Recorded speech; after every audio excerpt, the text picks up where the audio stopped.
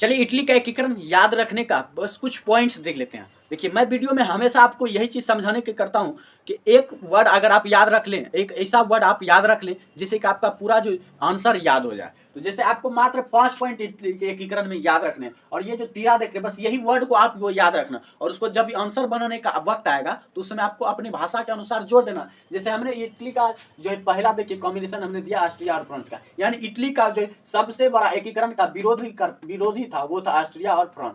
यानी इटली का एकीकरण का सबसे बड़ा बाधा कौन था? ऑस्ट्रिया और फ्रांस था। उसके बाद दूसरा है कि जब नेपोलियन जो है इटली पर कब्जा कर लेते हैं, नेपोलियन बोनापार्ट, तो वो इटली को 3 राज्यों में बांट देते हैं। पहला सिस्पाइन गणराज्य, दूसरा लिगुलियन, तीसरा ट्रांसपेडन। और तीनों राज्यों को बांटने के बाद इटली का जो इन्होंने यातायात बेहतर कर दिया, वहां पर अच्छे अच्छे सड़क बना दिए ताकि जो आने जाने में जो पूरे देश में कोई तकलीफ ना हो, जिससे कि कभी भी अगर कोई देश अलग होना चाहेगा, कोई राज्य अलग होना चाहेगा तो उसको जो है आक्रमण किया जा सके, उसे इटली को जो है बचाया जा सके। तो इसलिए उन्होंने यातायात को बेहतर कर दिया। उसके बाद तीसरा पॉइंट है कि जब नेपोलियन मर गया 1814 में, जो नेपोलियन मर गया उसके बाद जो 1815 में वियना कांग्रेस ने जो है पीडमाउंट और सार्डिनिया जो कि इटली का 2 राज्य था, इन दोनों को मिलाकर एक राज्य बना दिया। तो इस तरह से ये हो जाएगा तीसरा पॉइंट, इटली का एकीकरण सबसे पहले पीडमाउंट और सार्डिनिया के एक होने के रूप में हुआ था।